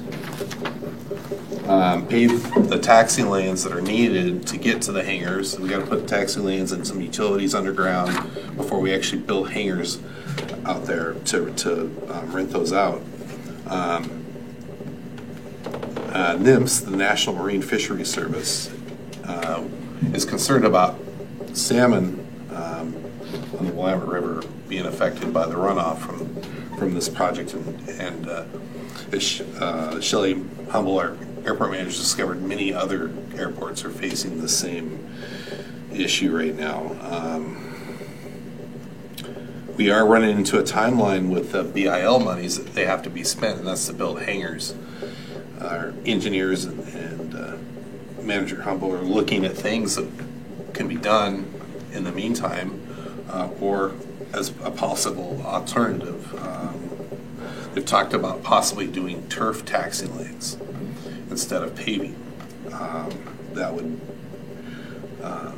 alleviate some of that issue, or look into potentially just building the hangars before the taxi lanes are put in. That's not the norm, but it may be the only solution. The schedule, though, for the hangar builds is kind of coming to an end, and we have to do it. Manager Humble had her hand up. I can just update you a little bit. I had a meeting today with the FAA, with our project manager. So NMFS is not taking on any new cases for a minimum of 18 months. So they won't even look at another file, another project for 18 months. There's 6 airports right now in Oregon that have been affected: Lebanon, Albany, Hood River, Portland, Medford, and us. So we're looking at other options to possibly get the ball rolling with NMFS. Right now, they have no oversight. They have no one pressuring them to get staff involved, to get more staff up and trained so that they can handle more cases. The FAA is working, the ADO, the Airport District Office in Renton, Washington, is working with NMFS, trying to put in place a programmatic plan, which would alleviate NMFS having to look at each project. The FAA would complete a form with the airports, and then they would work with NMFS to get a quick turnaround on approval for those projects. On a good day, we're looking at least a year and a half. They just hired a new person that all they'll be doing is working on this process. However, to jump through all the hurdles, you're looking at more likely 2 years. So during our meeting today, we looked at other possibilities. I have 3 core grants, Critical Oregon Airport Revenue System Grant with Oregon Department of Aviation.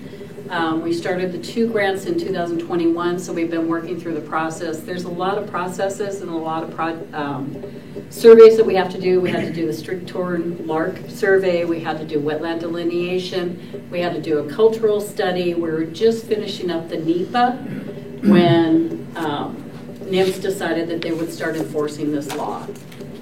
So we've got money spent. We'll keep trying. We can still work on our utilities. That doesn't have anything to do with it.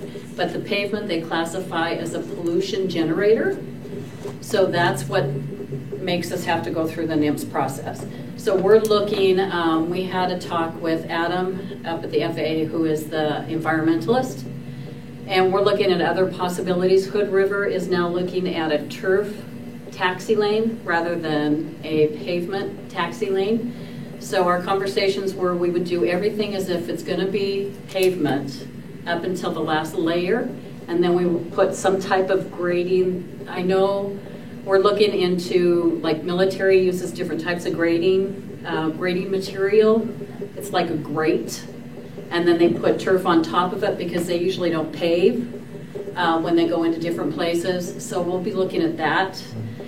And if we can do something like that, the FAA has already said that they see no reason why they couldn't approve that while we still work through the NIMS portion and keep going so we can do side by side to keep the project going.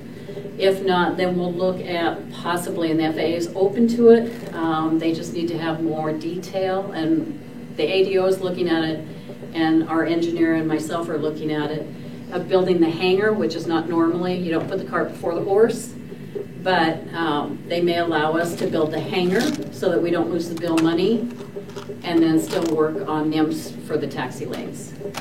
So it's a mess, but we're working through it. We're trying to find the best solution that we can. Our bill money, we get 5 years of bill money, which is bipartisan infrastructure law. Our first year, which was 2022, we received $159,000. Year 2 was $149,000. This 2024 is $145,000, and you have to spend it within 3 years, or at least have it encumbered in 3 years. So the $159,000 we will lose at the end of FAA's fiscal year 25, which starts October 1st and ends September 30th of 26. So that is our deadline when we have to have those monies encumbered in the project. Sounds like some great outside of the box thinking. Keep rolling. Manager Amber, did you have something to add?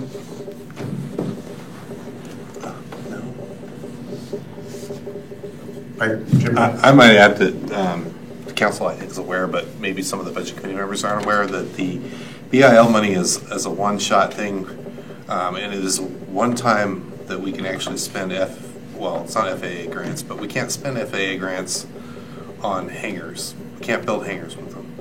And the reason for that is they produce revenue, i.e. rents down the road, so they don't want to get in the habit of giving grants for that. But the BIL money is allowed for building hangars, and that's a huge help for the airports.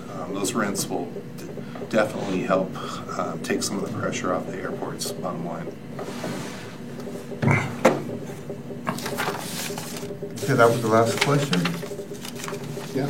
Any other comments, questions? If not,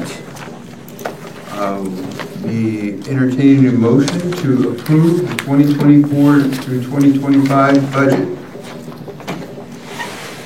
Question. Nicholas Smith. Can you define part-time payroll clerk? How many hours is that? We have it listed as 0.75 FTE or 3/4 time, so up to 32 hours a week. Yeah, 32 hours a week. She also does accounts payable and what else? She does the accounts receivable that isn't related to billing, so no utility billing, no. She does the. She's kind of the assistant right now. She is.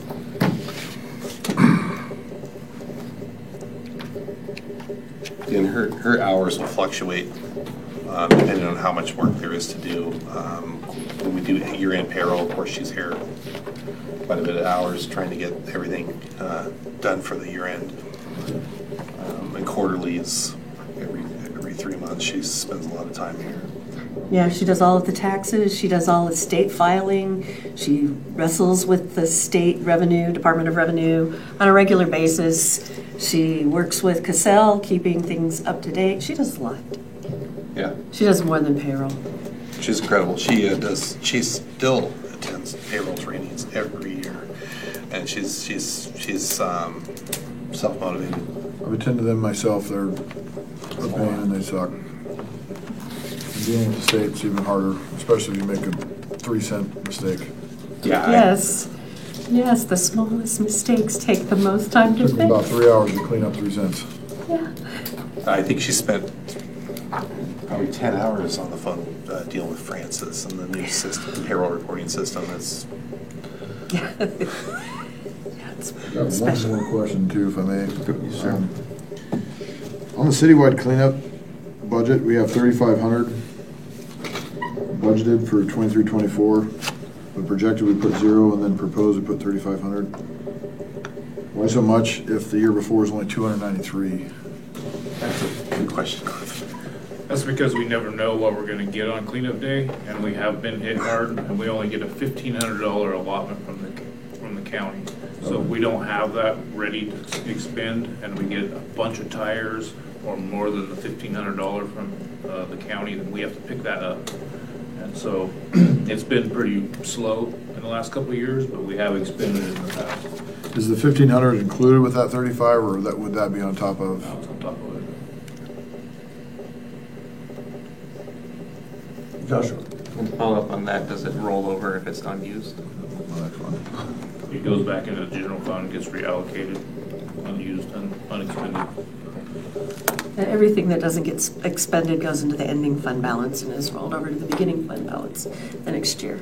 So it may not be, it's not by program, it's by fund. Okay. Joshua. I know we talked at length about the water treatment, or the sewer, sorry, the sewer, and what the implications would mean for, the general population. Have we done any potential or preliminary studies, or is it too early to have studied to see what percentage of people would be affected who are on the lower income, who would have a huge difficulty paying their bills at that? And do we have any sort of program that we'd be looking into funding or anything like that? Have any studies been done? We have a pretty good idea of who's going to be impacted.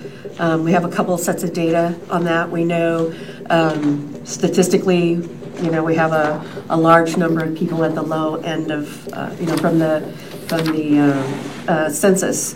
We can tell that we have some low-income people, but we also track folks who can't pay their bills and the number of turnoffs that we have. It is a big concern. It is a very big concern. We have people. I'm concerned about people who are living on Social Security trying to be able to make their bills in Cresswell. That's something that we really need to think about, and something I think we need to press the state for. They had a LIWA a few years ago, and that was like $75,000 a year that they gave to us to help offset the costs for low-income people.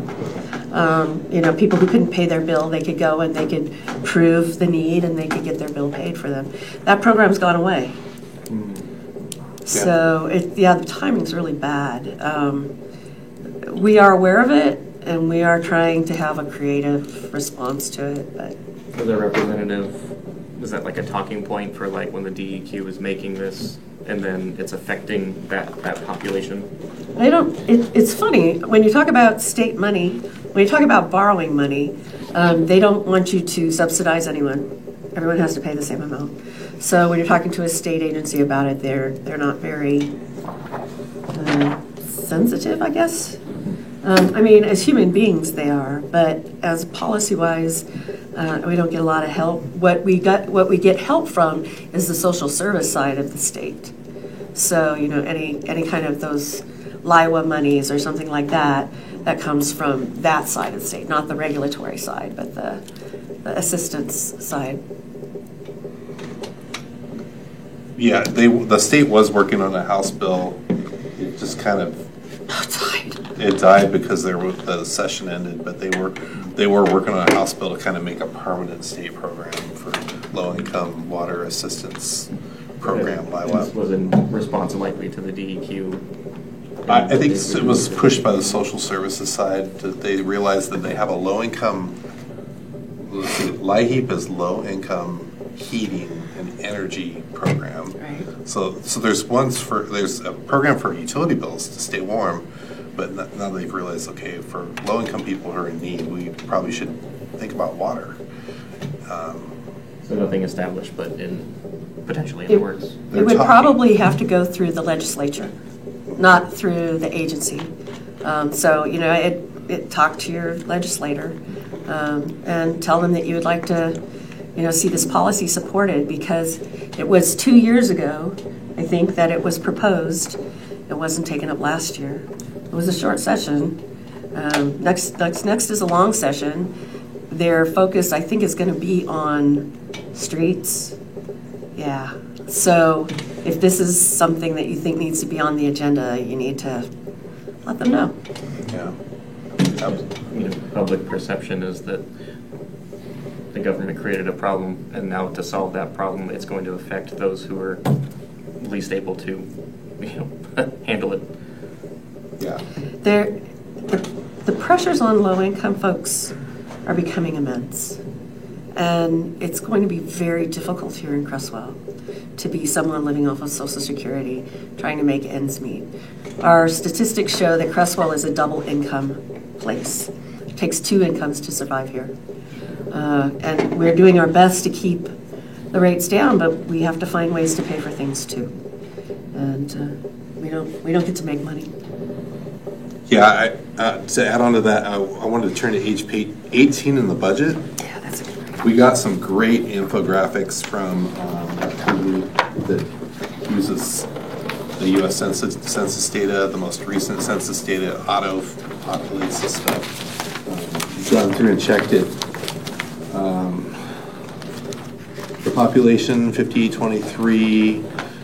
Household income is surprisingly, there isn't over 200,000. It's not a huge portion of the bar chart, that green chart, kind of to the left center. But most people fall into that median income in Creswell. And then if you look down below, you look at family households, we're 25% higher than the rest of the state in family households. Married couples, 51%, but they're included in that family household. Singles, we're 28% lower than the rest of the state. That shows they're already under stress here. We just And don't have seniors, them. same thing. So, yeah, as Manager Amberg said, that we can conclude by the data that the town is mostly dual income family homes, and that's the reason we see such a high median household income. And that's going to be a struggle for singles and seniors to make it in this town. We do keep a list of agencies at the front desk for people who are in need. There's a handful of them. There's some through the county. There's some community sharings, one of the biggest ones. I was just at Community Sharing's budget review, and they're cutting out the water assistance program. Except for the $3,500 that was given to them by Creswell First. That will be there, and any money that's donated off, if somebody rounds up their bill, that goes into the H2O program, and then they'll manage that. But they don't have any money, they don't have the LIWA money, the LIWA money anymore. So, yeah. Committee Member Stram.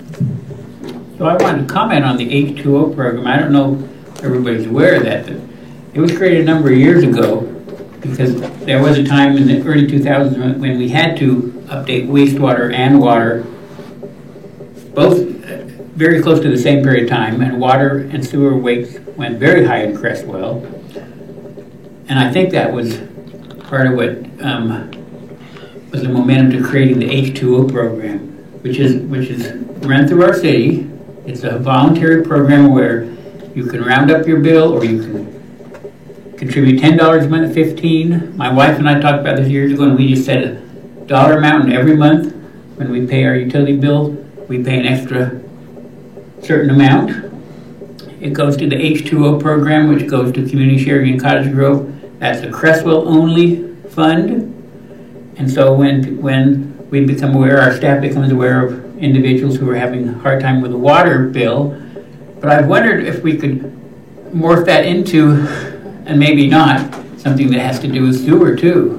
Because if we know that that's where our big bulk is going up. It's the utility bill. Oh, it's the utility. So people who have struggled with paying utility bills can receive assistance if they live in Cresswell through that program. It's a voluntary program where, you know, I look at it as those of us who can't afford an extra $10 or $15 a month or whatever can put into that knowing we're helping our neighbors who are struggling with that. The quarterly. That when I first came here, there was a robust. There's like $1,000 a month going. I think it's more like 290 something now. It's dropped a lot. It has dropped a lot. So maybe it's just an area of awareness where we can get the message out. Here's a way we can, you know, help our neighbors. Because sadly, one thing I've learned, government doesn't always or can't always help us. We got to help our neighbors ourselves. Yeah, it sounds like at the state level and other community levels, it's not being prioritized at this point. Well, there's so many needs everywhere, you know, and so the government's trying to figure out how do we patch roads and help with water and everything. And the longer I've lived in Cresswell, the more I've realized the government can do a lot of things, but there's a lot of things they can't do. And we have to do ourselves. Your vote matters. Your vote matters. Committee Member Clark. I just had a follow-up question on the amount that was available for community assistance that is now no longer going to be available for community assistance. And it sounds like that $3,500 that came from the Cresswell First is the only amount that's going to be there. And so since that came from Cresswell First, is that only going to be available for Cresswell residents, or would that be available for those who live outside the community? No, the grant is solely for Cresswell residents, and it will be, they will have extra money from people who make donations. They'll go into that account, and it will be segregated specifically for Cresswell. Community sharing sets that aside. Thank you. Thank you. Are there any other questions?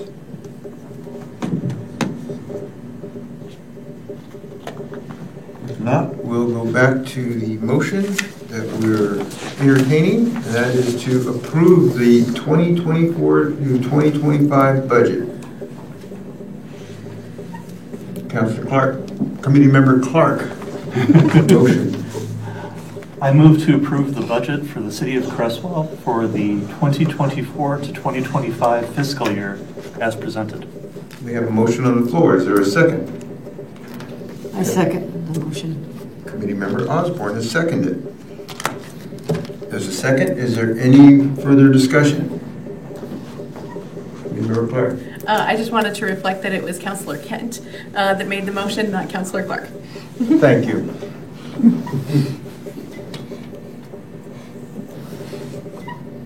No further discussion? I'm looking for a vote. All in favor, raise your hand.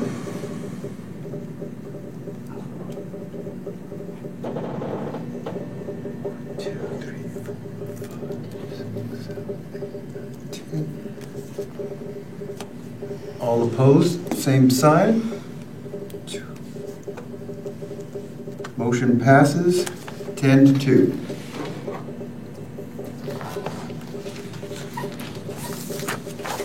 With that, we'll move to line number 6, which is a motion to approve taxes for 2024 through 2025 fiscal year. I'm entertaining that motion. Member Clark, Shelley Clark. Like I said, there's two Shelleys, there's two Clarks. It's ripe for confusion. So I would like to move to approve taxes for the 2024-2025 fiscal year at the rate of $2.67 per $1,000 of assessed value for operating purposes in the general fund to be certified by the tax assessor. There's a motion on the floor. Is there a second? I'll second that. A motion seconded by Derek Isaacson. Any further discussion? If not, we'll proceed to vote. All in favor, raise your hand.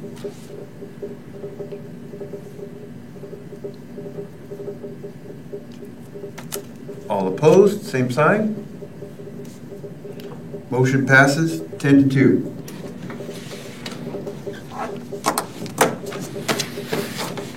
And with that, I just want to say thank you to the committee for your time and your service here and the questions that were asked. My gosh, that gave me a lot more insight to this budget. Mr. Piper. Yeah, thank you. I wanted to share the same sentiment from staff that we appreciate the questions. We hope that the budget committee continues to talk to your counselors, their constituents, and keep asking the questions throughout the fiscal year, and keep the dialogue going, and not just do this during the budget process, but to do it continuously throughout the year. I appreciate everyone's input, and your questions are valuable in helping shape the budget document.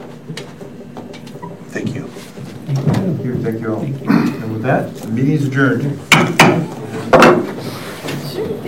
Last year, Stacy Holmes, when she was reading this, she like 2,607. I remember that. I remember that. Boy, I could pay for everything myself, but I just paid that. Yep, we made a comment along that line, didn't we? I don't want to make that comment. Thank you. Thank you. Thank you. Thanks for rewarding.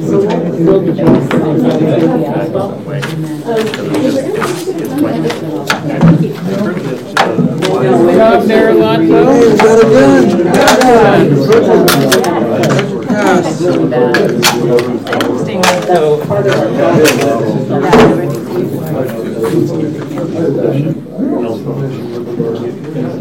It's going to be a much more. Is that natural?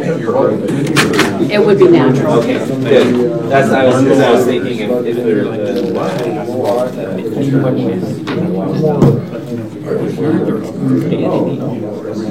And I mean, right now, we're going to talk to stages to see what's out there. But unfortunately, it's not going to happen. What happened? So close. No idea what